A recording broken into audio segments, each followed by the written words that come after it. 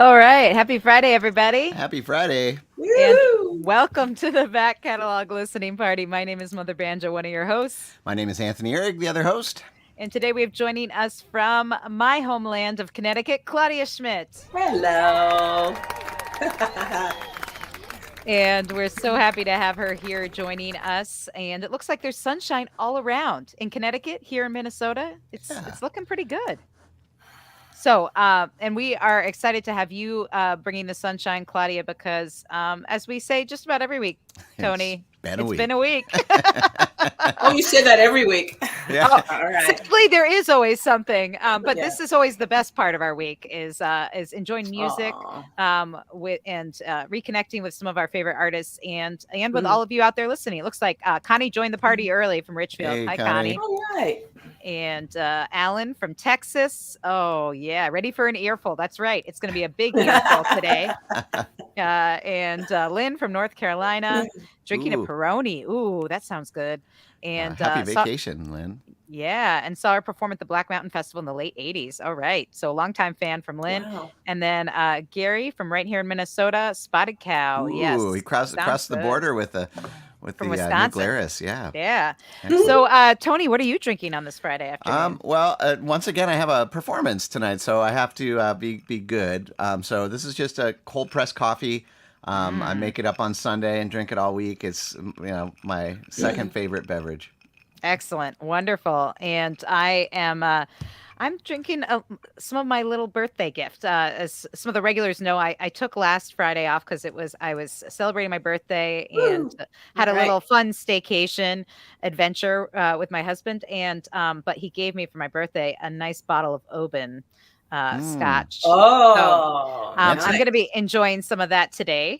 And Claudia, are you enjoying anything on your Friday? Yes, I'm having a kind of modified Negroni. Oh, nice. Which, but it's got like a rose liqueur in it and bitters. In fact, we were up in Duluth in early April and ate at a restaurant that they called it the Duluth Negroni or something, or whatever the name of the restaurant was. And so we ordered one, but it had this different twist to it that we really liked. So it's not as sweet. It's not so heavy on the orange, and it's got that bitters thing. So, and I'm a gin girl. I like gin. So Yes, yeah. me too. A little Minnesota inspiration. Well, cheers, everybody. Yeah, And, cheers. welcome to the party. And looks like Joe has a Two-Hearted IPA. And Bev joining us have some herbal tea today. Nice. Excellent. Welcome. So what again, if you're new to the show, this is kind of what we do. We just hang out, connect with each other, enjoy a beverage or a snack, and enjoy some great music. And today Claudia Schmidt is joining us to revisit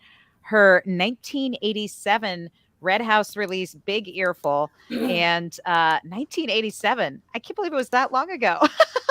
I know. Oh, and we're so excited to dig into it with her today. And for folks maybe who aren't as familiar with your music, Claudia, you've had a long career, so I don't expect you to summarize it all in 2 minutes, but maybe you can give us like the little high points, like where you grew up, how you started making music, and maybe what was happening around the time you made this record. Well, it's been almost 50 years since I started, since I gave up my day job, 1974. And I was living in Chicago at the time. I moved there actually with a day job. I was kind of lost. I was at sixes and sevens, as the old saying goes. And so an old friend asked me to come and work. And it was like, I was not destined to stay at this job. It was secretary and office manager for Tempo 21 Lawn Fertilization and Weed Control Company. That's a mouthful. But he also was from my hometown and knew about my musical and actually drove me to my first audition at Amazing Grace Coffee House. And it was like, boing, I hit Chicago at just the right time. It was the ascendancy of the singer-songwriters. And in a few months, I actually had to give up my day job because I was staying up late playing music all the time. And so I had no intention of going into full-time music. It sort of just presented itself to me, and I just sort of stumbled into it. And it just started snowballing from there. So Chicago was the beginning. And then also, of course, Flying Fish was in Chicago. And Bruce Kaplan, who ran Flying Fish, would see me perform around. And I actually sang on Brian Bauer's first album, and I sang on a couple of other albums doing accompaniment vocals, harmony vocals. And again, it was sort of random. One day I'm sitting on the porch at Flying Fish, and Bruce and I are sitting in rocking chairs just chatting, and he said, "So when do you want to make a record?" And I'd already been performing for 5 years by now. And I went, oh, I don't know, like pretty soon. It's like, okay. That was how it happened. There was no contract. There was no wheeling and dealing. It was so cash. And that's how I ended up making my first 4 records with Flying Fish. In the meantime, Bob Feldman was kicking off his Red House Records thing, and I don't know, I was just kind of ready for a move, and I'd been working with Bob a lot doing concerts in the Twin Cities, and so I moved to Red House, and this was my first recording with Red House Records, and I think it was, yeah, is that right? Yeah, 87. So I had just made a record with Sally Rogers with Flying Fish, our first Closing the Distance. And then not that long afterward, I did Big Earful with Red House. And it was the last thing they did on vinyl. And they did it, and the cassettes were the thing then. And it was the first thing they did on CD. So I had that, that release came out in all 3 formats. Wow. Right at that moment. Yeah, that's interesting. 87, that makes sense. And now it's interesting because it's available digitally. So, it's really, it's an album that's seen all the changes in the music industry. It's and true. That's interesting. Yeah. And we're going to dig into this record, and I'm sure we'll be mentioning this again, but I do want to mention that for any of you vinyl lovers out there, she actually has some vinyl copies left of this album. So if you're interested, you're going to want to get on it fast because there's only a few copies. So I have at least 3. I might have more. I don't know. I have to dig around some. And they come right from her house, right? Yeah. And I won't gouge you. We've been seeing things on eBay, some of my old records, for like once. Evidence of Happiness, my record with Sally, was on eBay for $90. Whoa. And then also like PR pictures and things. I really got to go through my stuff and like go on eBay. I guess I could probably make half a year's income. Everyone else seems to be doing it. Isn't that crazy? Yeah. Oh, wow. And Joni says, adore Red House Records artists. Yes, we've had several Red House artists on the show over the years,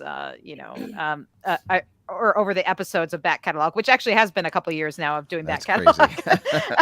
But we've had John Gorka, Liza Gilkison, Waylon Jennings, a whole bunch of folks who have been peers of Claudia's. So right now, let's dig into the first track that you selected for us to play today. And this is You Can Call Me Baby. Is there anything you want to say about it before we take a listen to it? Well, it was my first opportunity to work with the great bass player, Billy Peterson. And he really laid down this wonderful groove on the whole thing. And I'll tell you more about the personnel as we go on, but this is a great example of how everybody came together. I'm going to be wanting to go like this the whole time. I know, Ellen. Oh, you do it. Do your best dance moves. And if you're out there, y'all get dancing too, and tell us about it in the comments. We're going to kick off today's episode with You Can Call Me Baby. This is Claudia Schmidt here on the Back Catalog Listening Party.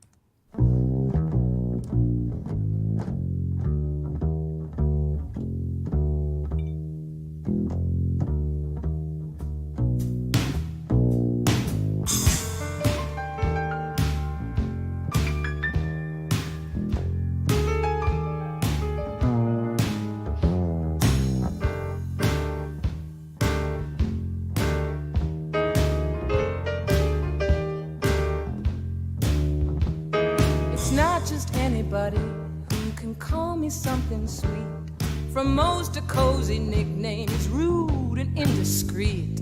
So when some hulking stranger throws diminutives my way, my jaws get kinda rigid, I got nasty things to say. But when they come from your lips, those same names sound sublime. You can call me baby anytime.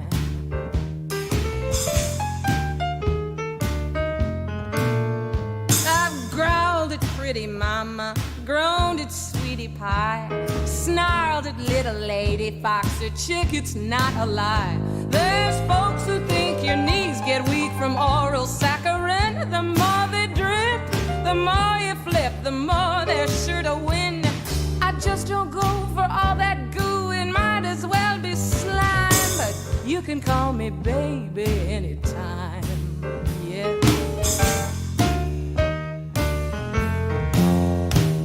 Take all those wood'em flung upon my weary ear.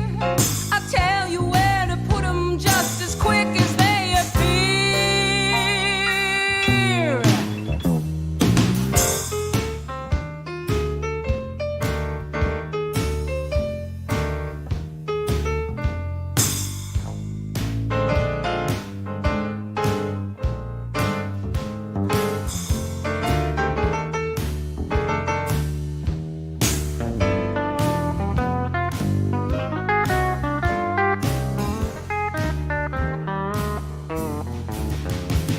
Take all those whoopsie-poopsies that I cannot stand to hear. I'll tell you where to put these if it's not already clear. Some might call me honey, I'll just let it go. They call most everybody that, it's how they say hello. Others think that sweet words might disguise their sleazy play, but I have got a charm alarm that blows them right away. Someone else might gush and I might treat it like a crime, but you can call me baby anytime.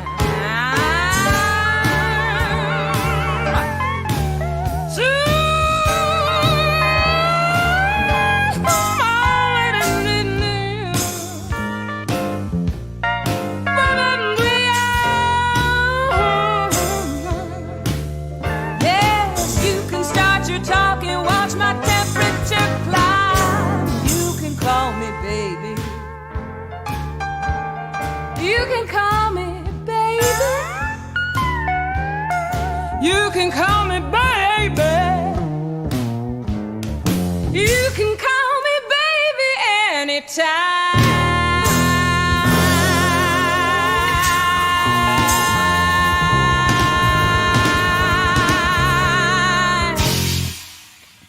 Oh yeah. Oh, yeah. Claudia Schmidt here on the Back Catalog Listening Party with You Can Call Me Baby from her 1987 album Big Earful, which we are revisiting today with Claudia joining us, and folks loving that. And oh man, that song is like timeless. Like, I know. in terms I of, still like, sing that song. it could have been, well, yeah, both in content and in music and in the Yeah. production. I feel like Yeah. that kind of jazzy Right. production, it could have been done like 50 years ago, or it could have been done like 2, you know, Yeah, like it really feels good. it I feels sing hulking lunkhead now instead of hulking stranger.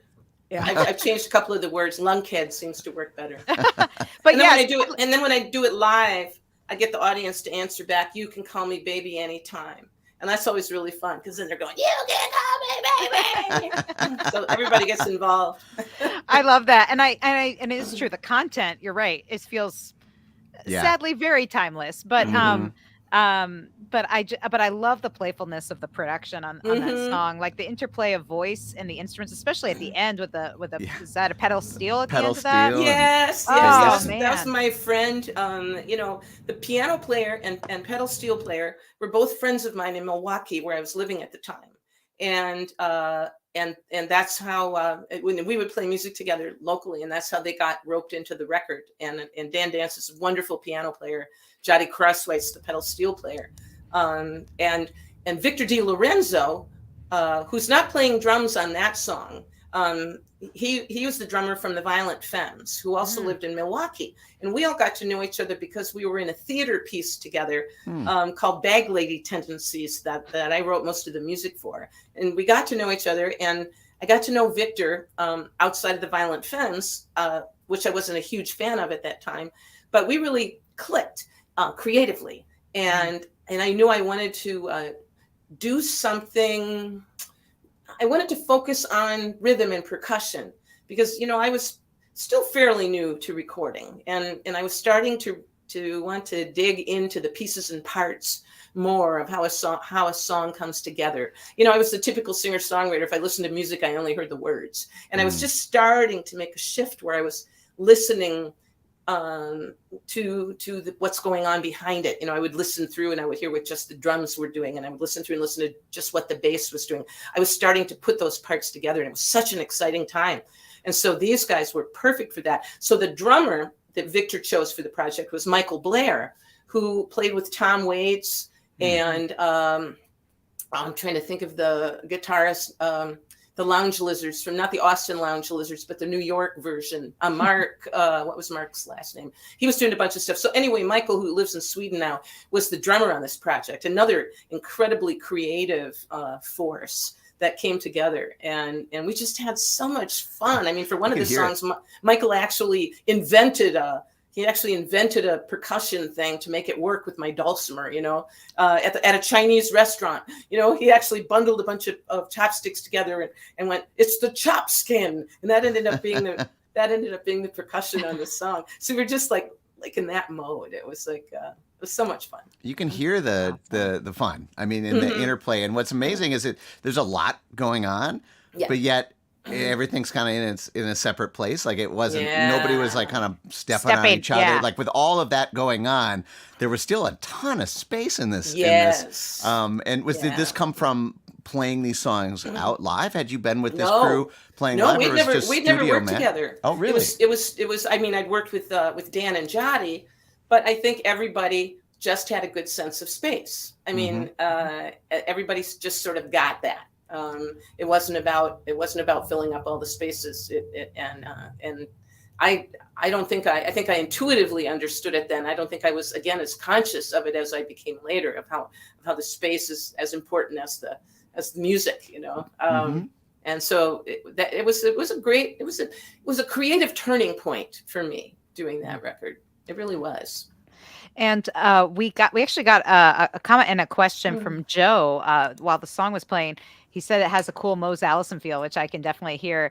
He said he asked if you ever played or jammed with him, and also who are your inspirations? No, I love Mose Allison. I hadn't heard too much of Mose Allison at that point in my life. I had started hearing Thelonious Monk.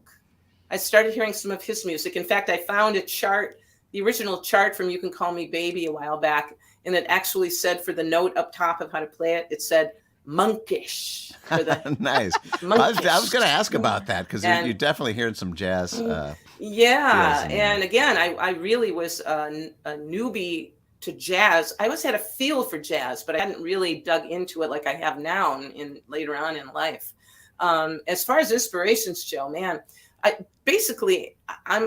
it's like, Ellen, it's like what you and Anthony talked about of big ears, of listening to a lot of different stuff. I grew up in a small town in Michigan near Detroit. And so I'm listening to my parents doing Mitch Miller sing-alongs and the semi-classics and then MC5 and Motown and then singing my dorky choir music at school. It was all sort of going into the hopper. And so I never really had an allegiance to any particular kind of music. It was just all kind of going in there, and I was storing it up to use it at a future time when I could figure out what the hell it was. Sometimes it was like slow cooking. It was like in the slow cooker. It was, right before I made that album. This friend in Milwaukee who was really hoping I would become a jazz singer gave me this mixtape, and it was the first time I'd really heard Thelonious Monk on this tape, and so it would have been just maybe a year or two before I made Big Earful.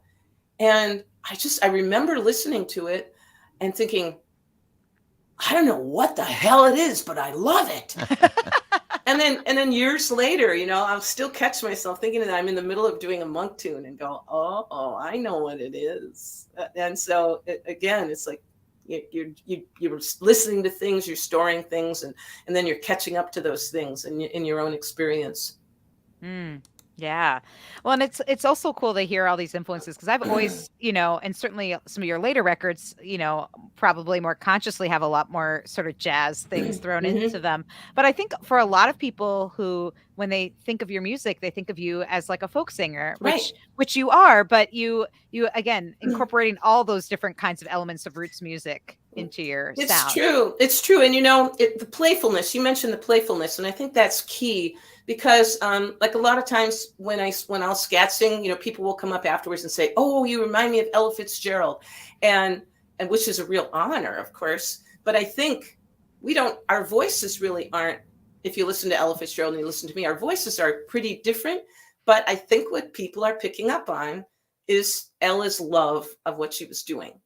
She was very playful in the way she scat sang, and I think that was maybe what attracted me to her too. Was and using the voice. I guess maybe it was hearing singers like her and Tony Bennett, even more than Frank Sinatra for me. Tony Bennett really did it, and it was really starting to appreciate the voice as an instrument, because in folk music, not so much. It's the vehicle for the words, and you can you can sing like this, and you can have a great career. And you sure can. You don't. And so the technical, what those people taught me about, the technical act of using my voice. I think that's one reason my voice is still doing really well, because I've used it well. You've exercised it. Yeah. I've exercised it. Yeah. And it is like a workout, to sing all the time and to push the limits. How high can I go today? How low can I go in my warm-ups and that kind of thing. And it's like a wild playground.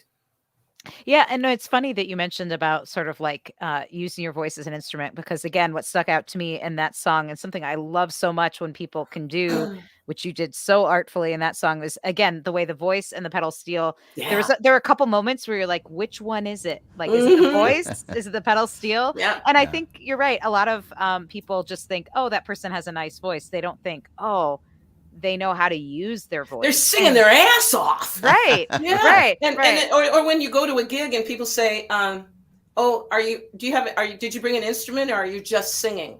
Right. Huh. I know.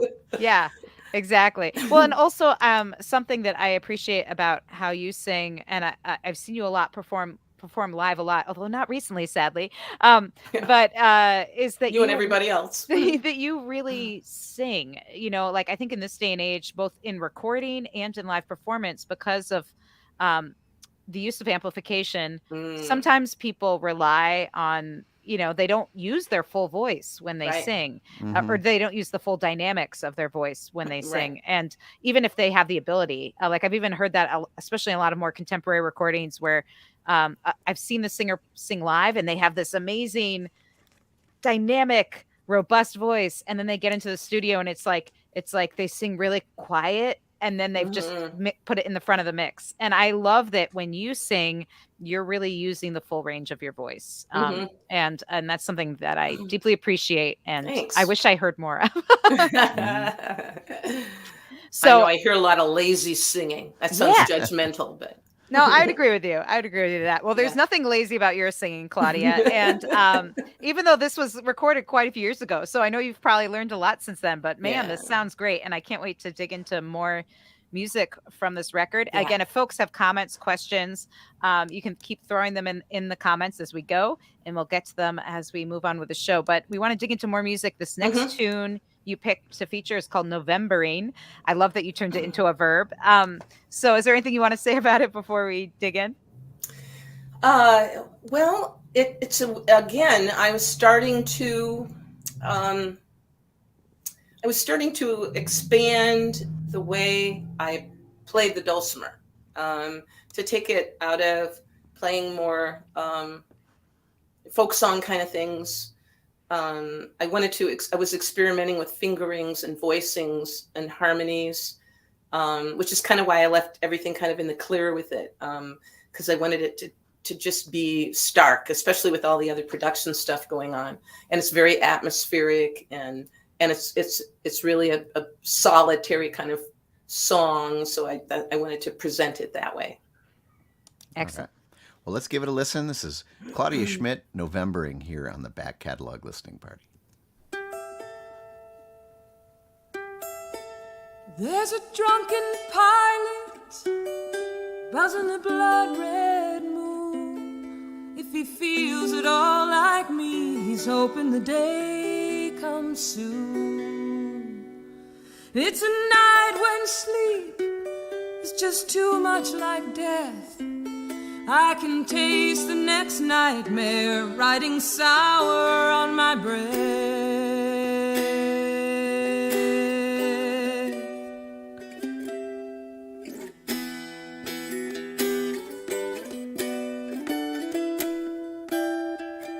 When I was a child, I'd sit silent and drawn, believing if I froze myself, the time would not roll on. And change scares me sleepless, so I just hold real still.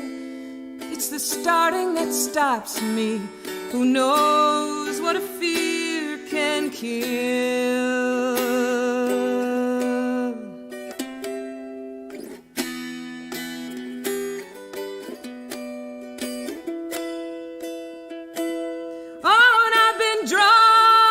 Sadness and the pain, I barely smacked into that pool again and again. Wistful as the buzzing of a September fly, plagued by some promise that a heart would not lie.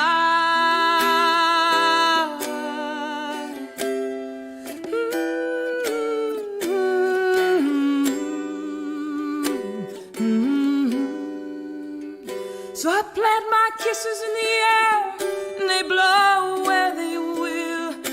Maybe warm a stranger's cheek, or make a runner stand still. And I've caught myself captive in a struggle to stay free. Now I wish all those unclaimed kisses would just sail home to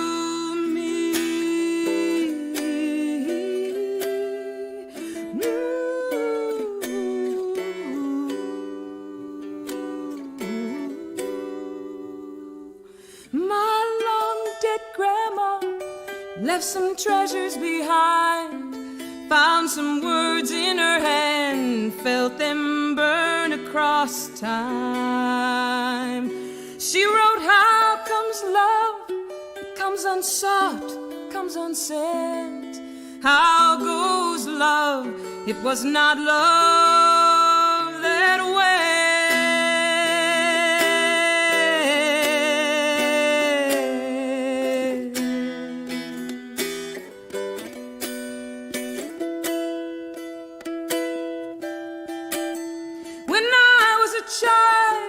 Sit silent and drawn, believing in my stillness the time would not roll on, roll on, roll on.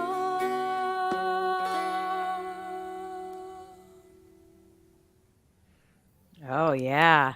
That was Claudia Schmidt with Novembering from her 1987 album Big Earful, which we are revisiting today on the Back Catalog Listening Party with Claudia Schmidt joining us from Connecticut today.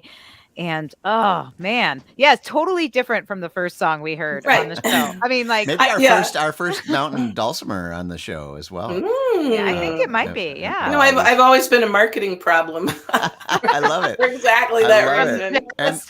And also, oh, sorry, go ahead, Tony. Well, I was just going to say I was admiring the what you were doing with the dulcimer too. It wasn't just back and forth with a feather or whatever. I mean, there was a lot of interesting things happening. From strums to plucks to really cool. Mm-hmm. Yeah, and I'm continuing to explore that instrument. Yeah, I love it. Still love it. And I, the voices you used on that and kind of the open sound of it actually reminded me of like an old English ballad or something like that. And but yeah, it had this maybe it was the cool, dark feel of the Novembering aspects of that. But yeah, I felt like I was going to be on the moor in England. That's kind of where I felt myself. Well, Cool. along that idea of Old English, I couldn't help but listen. I mean, listening to your turns of phrases and things like that, I can't help but think you have some literary background. What is your where do your words come from? I've always had words. I've always loved language, and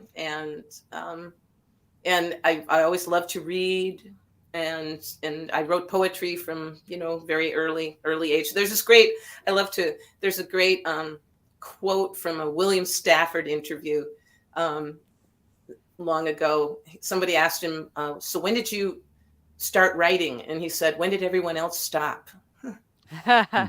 Because kids, do that. I mean, they make stuff up all the time, and I think I was really starting to become aware, even more as a writer, about how a good song, the songs that stick around that you want to sing over and over again, they have a kind of inevitability about them, about the way each note follows the last note, and it's not only the note, but it's the sound of the word on the note. I mean, that's where the alchemy, I think, really happens. So that's I think what makes the music the healing thing that it is, because those things all come into play with each other, and if everything is in the right place, it just opens things up. It's magical. Yeah. Yeah, and I love what you just said right there, because it's like it's the sonics of the words, not just the meaning of the words. Yes, the sound. Yes, the sonic. Yeah, exactly. Yeah, that's really fascinating, because you're right. Sometimes you could use a different word for the same thing, but it's how it comes off the tongue. Like in the first song, I started singing lunkhead instead of stranger. Sonically, it works a lot better. Well, especially in that song, because of the percussive elements of that song. Yeah. Like lunkhead works. Like lunkhead wouldn't work in this song, no. even if the content was there. Yeah, exactly. Yeah, that's great. I love that. Well, you mentioned the dulcimer, and I know you play the guitar. I also see a harp behind you. Yes. Is this something that have you always played the harp, or is this a new pandemic instrument you've acquired? No, I actually had a harp a long time ago, a folk harp. Right now, I have to say it's functioning more as a sculpture, which is great. A harp makes a great sculpture. It's very beautiful, yeah. And it was actually when I moved to Minneapolis after I got married, and I had my folk harp, and I wanted to take lessons, and somebody said, "Oh, you have to take lessons from Andrea Stern." And that's how Andrea and I got to be friends. And she ended up playing on my Central Tension record on Red House. And then it turns out that she lived in Detroit when I was first starting to play at a club there. And she actually came to see me when she was still in high school. So it was one of those things where all these years later, we became besties in Minneapolis. It was really great. And I learned some elemental harp things, but it fell by the wayside. Well, speaking of instruments, that was something that really caught my attention when I was looking at the credits on the back I mean, there's a lot of great musicians, and you should totally get the album so you can geek out about that. But under your name, besides vocals and guitar and dulcimer, there's three things I just wanted to quickly ask you about: deluxe, pianolin, marxolin, and humonium. I was not familiar with these instruments, and I'm kind of mostly curious about, just your experimental, nature. Is that like, are you just trying different things with different instruments, or do you come from a background where? I can summarize the pianolin, which if we have time to play Rhodes, that is the instrument I play on that. And the marxolin and the pianolin were invented in New Troy, Michigan, by a father and son inventing team in the late 1940s, and marketed door to door. They're strummed and plucked. They were meant to be sort of family parlor instruments, and through a friend of mine, I became aware of those instruments. So I don't play the pianolin. I don't tour with it anymore. The marxolin is a one-stringed instrument, which what song do I play that on? Oh, I think on Herds of Words, which also features the chop skin. I play a solo on the Marxolin. The humonium is basically a highfalutin word for the nose flute. Oh. Well, okay, yeah. I just had to ask about that because I hadn't heard about those things, and again, it's so interesting. Like, have you always been a tinkerer, like with instruments? Like, do you come from a specific kind of one instrument background and then apply that to other things, or do you just kind of pick up whatever is around and make well, music? I like to see what comes out of something. I use the piano a lot for composing and exploring ideas, but I wouldn't play it in front of human beings. But it's a pretty it's an important part of my work. So you don't compose on the nose flute, is what you're saying? Yeah, I don't even remember where we used it on that. I'll have to go back and listen to the whole thing. I think that's what we were calling the humonium. It might have been, we were in that weird altered state where where who knows? I mean, we did a lot of laughing, and the humonium could be something totally different. It could be something like, I don't know. It could, yeah. It's lost in the mists of history and time. Well, I mean, I also saw, as it well should be.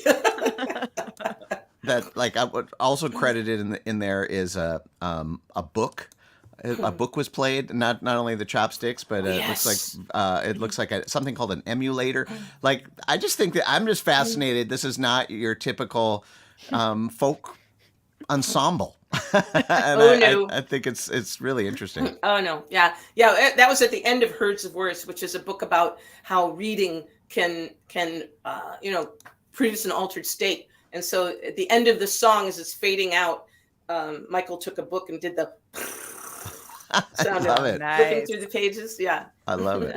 Nice. Well, it's hard to believe that you felt like you were more of a novice about recording, because I feel like this album is, so This is advanced. Yeah, it's very advanced. I mean, and not only does it sound great, but it's just, it's exploring all these different sounds that you can get. was working with amazing musicians, and whenever you do that, it makes you step up, your game. And that definitely qualifies for me with the caliber of musicians I was working with. The other thing that Victor DiLorenzo, who produced the album, did was he loved J.C. Hurd, the old jazz drummer who died not too long actually after coming to record for me. So I do a version. I do Danger Zone, the Percy Mayfield song, with Mark Braun, Mr. B, a wonderful piano player from Ann Arbor, and J.C. Hurd on drums. And the whole reason Victor loved J.C. Hurd was because he was like a master of the brushes. Oh yeah. So I had the honor of actually doing something with him on that record, which was amazing. Yeah. Well, and speaking of drums, Lynn observed, but behind you, above the harp, she was asking if that's a Celtic drum over your shoulder. It does look like a boron. I don't know if it is, but it is sort of a boron. It was actually made in northern Minnesota by a guy who came to a gig of mine up in Nisswa. And so he had just made it fairly recently, and I loved it, and I bought it from him. And it was a weird thing that night.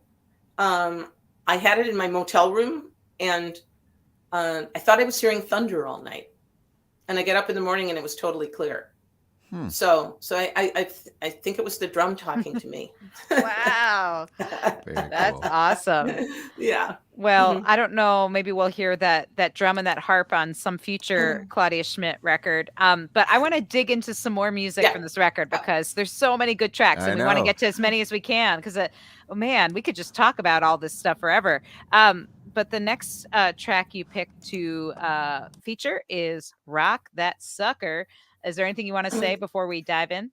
This is the great Midwestern anthem that I wrote right after the blizzard of 1978 and 79 in Chicago, where I was stranded. And it's a song that they don't understand in the South if I play it, unless there are Midwestern immigrants, transplants. And so you have to, it's basically a winter driving advice song. You get the drift. You're in a Pun intended. You're in the and so again, it's one where the audience gets to do a lot of acting out, and I sing "Rock That Sucker," and they go "Rock That Sucker," and then so you at home can yell back while yes, you're I want to hear you through the internet. And the thing is I still have people come up to me and go, "Oh, just a few days ago I was singing your song." So, and actually the guys on Car Talk used it too. Nice. Yeah. All right. Well, and so it was Victor's idea to have it start like, instead of just start the song like it normally would, almost like we were envisioning being on the back of like a flatbed truck at the county fair. That's sort of the setting for this, and why it sounds a little wacky when it first starts out. All right. Well, sing along at home. This is Claudia Schmidt, Rock That Sucker, here on the Back Catalog Listening Party. Okay, guys, rock that sucker. Yeah, 1, 2, 1, 2. If your auto is stuck in snow, here's one thing that you should know: how to rock that sucker. Rock that sucker. Rock that sucker, and you're gonna get home tonight.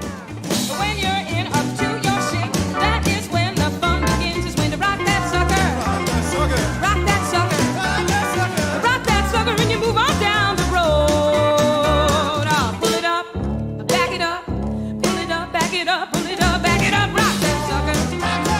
Rock that sucker. Rock that sucker. Rock that sucker if you really want to be free. Now, if it's winter and you drive, you got to know one thing just to survive: how to rock that sucker. Rock that sucker. Rock that sucker, and you're gonna get home tonight.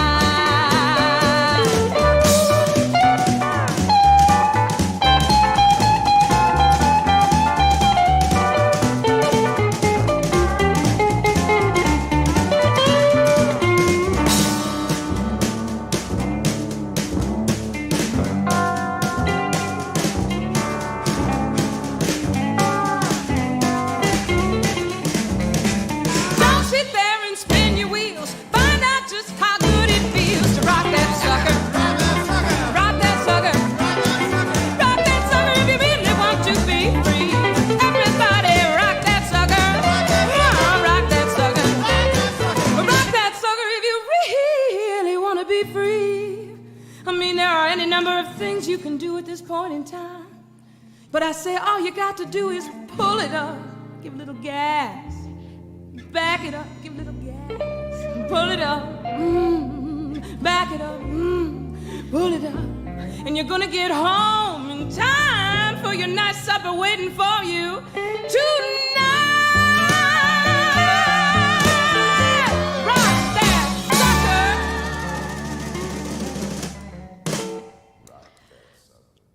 sucker. Oh yeah, that was Claudia Nice. Schmidt. Rock that sucker. Some driving advice for when you're in the snow, as happens here in Minnesota. That was Mike Judy playing electric guitar on that. You're in Minneapolis' own Mike Judy. So I don't know if you know him or not, but yeah. Nice. All right. And Alan says, I was in Indiana last time I had to rock that sucker. I have to say I don't miss it down here in Texas. Yeah, well, I'm glad we're not dealing with that right now. We were in April, so you never know. True. Right. Well, I'm gonna have to get this one queued up for next winter season. Yeah, exactly. And I love, by the way, that your voice, not only do the instruments, there's that part where the guitar and bass, I don't know if it's both of them doing it, Right. are making it sound like you're like revving the car. Yeah. And then also later your voice is kind of doing this similar thing. And I just love all the ways you play around with the sounds of what it takes to get your car moving in the snow. And speaking of keeping cars moving and keeping grease in the wheels, this is a good time to remind folks that if you're liking what you're hearing and you want to throw something, you want to buy this album, you can go to claudiaschmidt.com. She has a couple vinyl copies left. You can also get the digital version, and I just highly recommend getting the full audio files because It sounds great.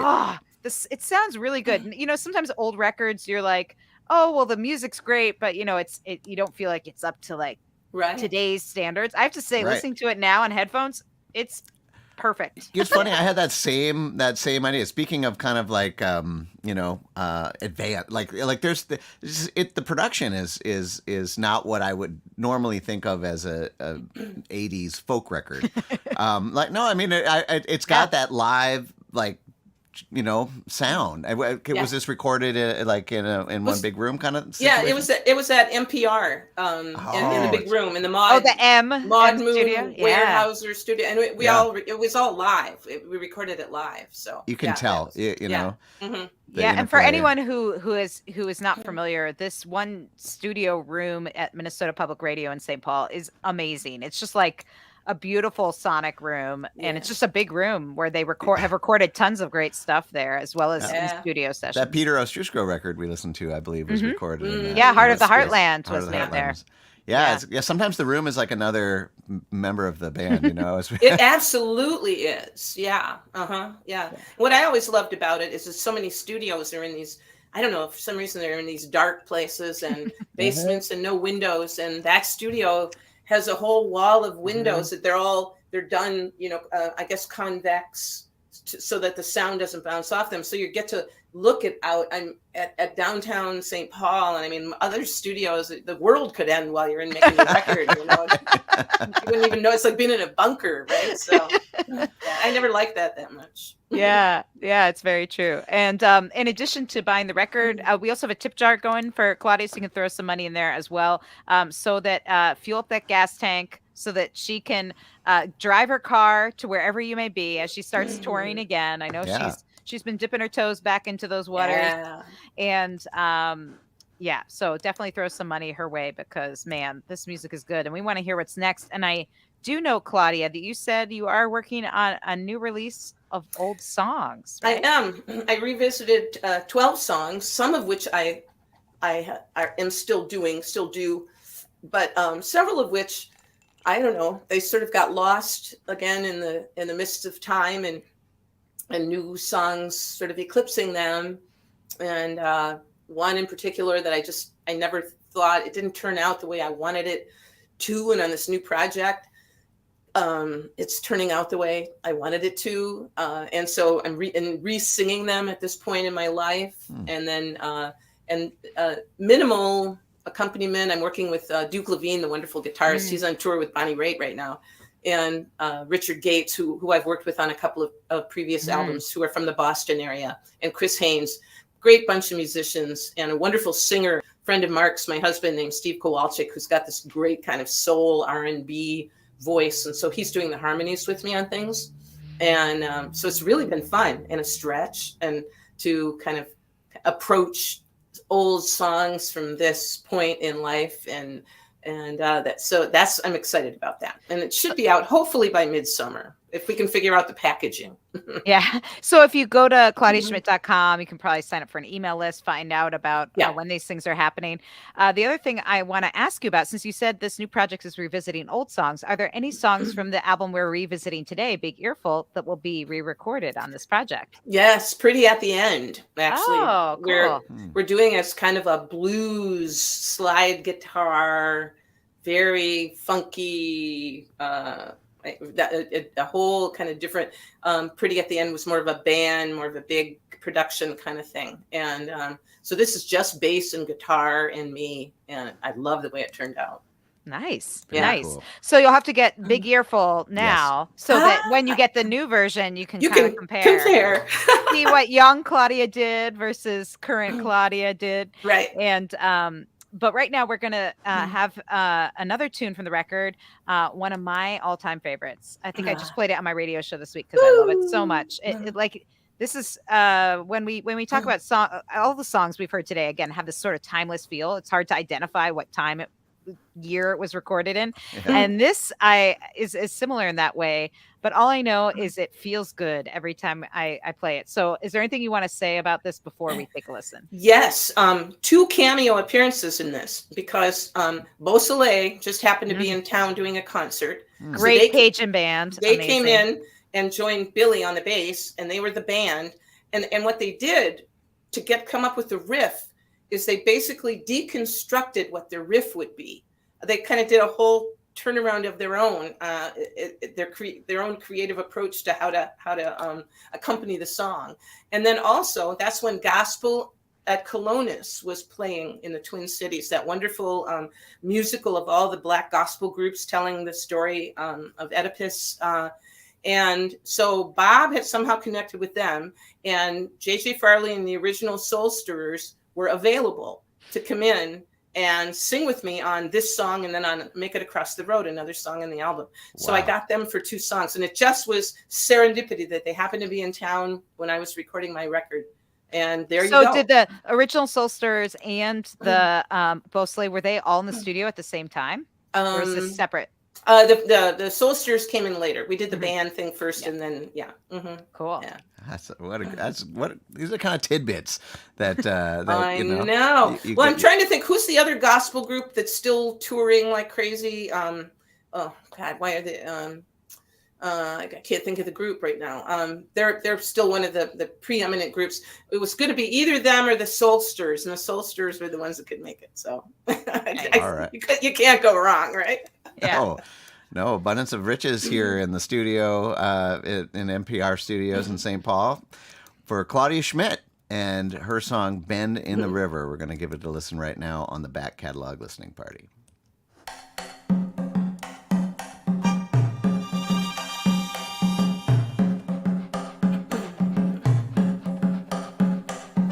Queens lace and chicory brighten up the roadside, swallows on the power line, counting the cars. She's in the northward flow from the city. In a few more hours, she'll be sleeping beneath the stars. She's at a bend in the river. Carry her out of sight. Bend in the river. Surprise her in the night. Bend in the river. There's always one more turn. There's always one more lesson you got to learn. It was a hot early evening in late July. Scorpio aimed at the moon. He was singing Motown to the washing machine when he heard the song of a loon. He shut his mouth to hear it, came from deep within. He knew that something was peculiar indeed. And when a voice from the dryer said, "You better move, boy," it was a voice he thought he ought to heed. Yes, a voice that he chose to heed. Brought him to a bend in the river. Carried him out of sight. Bend in the river. Well, it surprised him in the night. Bend in the river. Yeah, there's always one more turn. And there's always one more lesson you got to learn. Well, you can run, talk loud for the better part of a lifetime. And then one righteous day, it's your heart starts talking, says, "I'm here to claim what's mine. Yes, I'm here to recover what's mine. Looks like I got here in the nick of time." Thunder rolling in from the western sky tickles your belly and your brain. The crimson sky looks likely to burn, and everybody's praying for rain. But you can't pray for light and curse the dark, 'cause they've been lovers for a long, long time. And if you find yourself a little too dry inside, look for water in a new state of mind. Maybe water in a new state of mind. Bring us all to a bend in the river. And carry us out of sight. Bend in the river. Surprise us in the night. Bend in the river. There's always one more turn, and there's always one more lesson you got to learn. Bring us all to a bend in the river. Carry us out of sight. Bend in the river. Might surprise us in the night. Bend in the river. Yeah, there's always one more turn, and there's always one more lesson. Yes, there's always one more lesson, and there's always one more lesson you got to learn.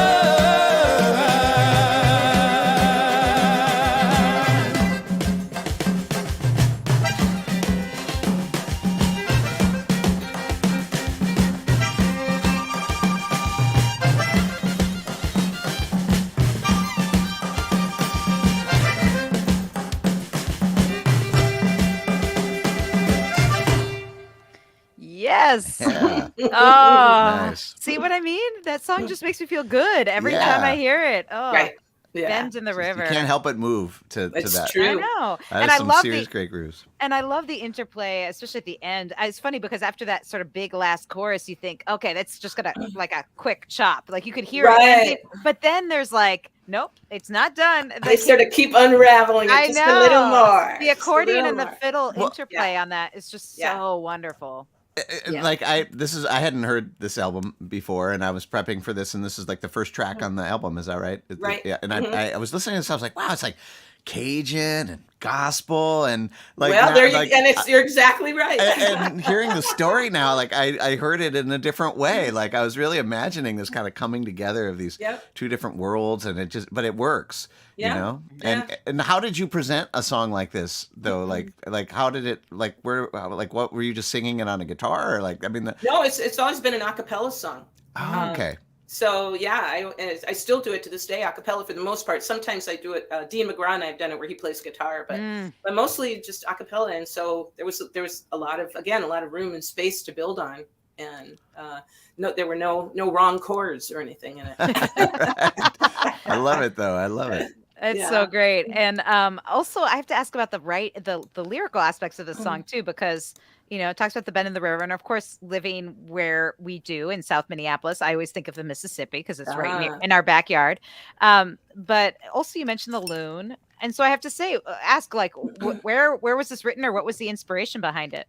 I was actually on the road driving from Milwaukee. I was starting to land on Beaver Island, where I lived for 10 years, in the middle of Lake Michigan, where we have loons.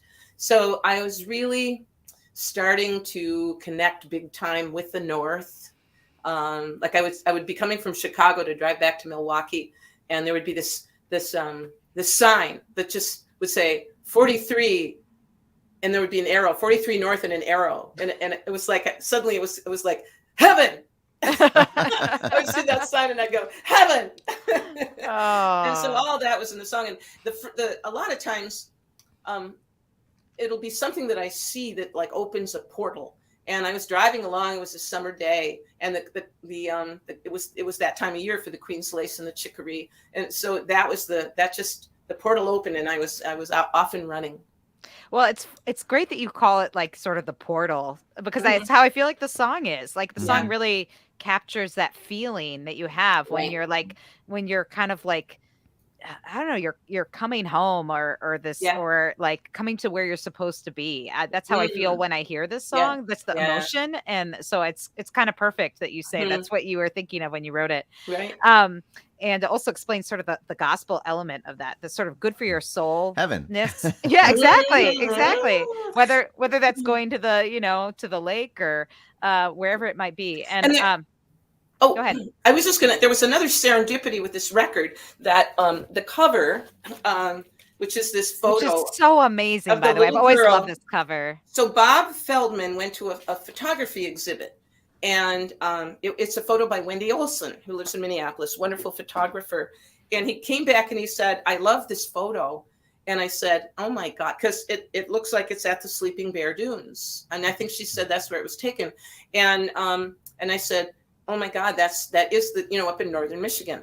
My family went to the Sleeping Bear Dunes right around that time. I mean, that could have been me standing on that dune. So it was one of those goosebump things. It's like, of course this has to be the cover. Yeah. I love this cover so much. And on vinyl, it's just so epic. It's so big and she's so small. I mean, that to me, that says everything. Yeah. It's a monumental thing, right? Yeah. I love it. Yeah. And again, you can get a vinyl copy with that beautiful artwork if you go to Claudia Schmidt's website. Again, this is the album we've been featuring on today's show, Big Earful. Not to mention the back, where I'm spitting water between the gap in my front teeth and wearing cosmic headphones made out of conch shells. Oh, my God. And I'm playing the Marxoline. That's what the Marxoline looks like. All right. So now you know. Yeah. Now we know. Again, and that was an instrument that was only, I'm assuming, available for a short period of time, right? When they were selling it door to door. Yeah, I ended up meeting the widow who was still alive and still had instruments like stuffed under her bed and out in the old factory and stuff. Oh, And that's there how it I is. ended. So I ended up with them. Oh, That's wow. cool. That's amazing. Yeah. And also, a few folks chimed in while the song was playing because you had mentioned some other gospel groups that you were trying to think of who it was. Someone Yeah. said Sweet Honey, North Mississippi All Stars, or maybe Fairfield 4 was something I thought about, or No, but it's one of those. Blind Boys of Blind Boys Alabama. in Alabama. That was them. Ah, That's the yeah. Blind Boys. They were the ones. Yeah. Yeah, cool. Thank you. Thank you. But I have to say, I think what you got on that record was just pitch perfect. And Joni says, "Love all your work. Saw women with a gap in their teeth. You and Ann Reed, my first 12 string heroines. Yes, 12 string nice. guitar heroines. Oh, Ann Reed and I are going to be back at Crooners in September. Oh. We tried to do a show there in February and we got weathered out and they were closed for renovations and there was an ice storm. So we decided to wait. So going to be there like in the second week of September. Yeah. Oh, cool. Yeah. So for Twin Cities folks, keep an eye out for that. Mhm. Claudia Schmidt and Ann Reed, who is also a past guest on Back Catalog, will be doing a joint show. That will be a lot of fun. Yeah, we did that once before and had a ball. Yeah. Well, we've had a ball today. Oh my Yeah. God, we've run out of time. I Isn't that know. This is so much fun. We could spend a whole nother hour doing Yeah. the rest of the record. But folks will have to buy it and check it out on their own time. But Claudia, this was such a treat. Thank you so It much really for was. spending the Yeah, thank time you. with us You bet. and sharing these great Yeah. songs and stories. And to all of you out there listening, this is why we do it. I mean, we love hanging out with Claudia, but we could also just get on a Zoom call with her. But really, it's about this. It's the Yeah. community of having Yeah. all of you join us. Thanks for listening, everybody. Yeah. And again, you can check out Claudia's music at claudiaschmidt.com. You can throw something in that tip jar. And if you like the show, like it on YouTube, give it the thumbs up, direct more bots to Claudia Schmidt. And also you can subscribe to our YouTube channel if you haven't already. And because we do this every week, not with Claudia every week, but with different guest artists. And next week, we actually have Lucy Kaplansky joining us. So another right. Red House artist. Say hi. I will. And so that will be a lot of fun. So you can check that out. And we also really want to thank our Patreon supporters. These are the folks that keep the show going and have kept it going for all this time. Yeah. Penny and Alinda Bevan, by the way, who's my dad. It's his birthday today. So Oh, happy birthday. Maybe he's out there partying. So so happy birthday. Connie, Vaughn, Alan, Chris, Alex, Becky, Galen, Peggy, Joe, Jim, Beverly, and John, Fred, Tim, Sarah, David, Jocelyn, Court, Matt, Steve, Mark, Homestead, Pick and Parlor, Severin, Lynn, Craig, Jake, Mary, and Many Tracks. Thank you. You are the people that keep the show going. Yoo-hoo! Thank you. And Gary says, thank you, Claudia. Hearing you at the now defunct Three Crows Cafe. I missed that venue. That was yeah. a great venue. Really nice venue. Yeah. But he says maybe I'll see you at Crooners. And hopefully we'll see you all back here next week for another edition of That Catalog Listening Party. Anthony, Claudia, this is the best part of my week. Thank Yeah, you. Thank you this was so the highlight. much. Thanks so much, Claudia. I'm running off to see a high school play now. Awesome. Yeah. That's All right. great. Awesome. Well, Enjoy that. All right. And everybody else, All right. enjoy your weekend. And we'll see you here Bye. next week on the Back Catalog Listening Party. Cheers. Bye. Cheers. Woo-hoo.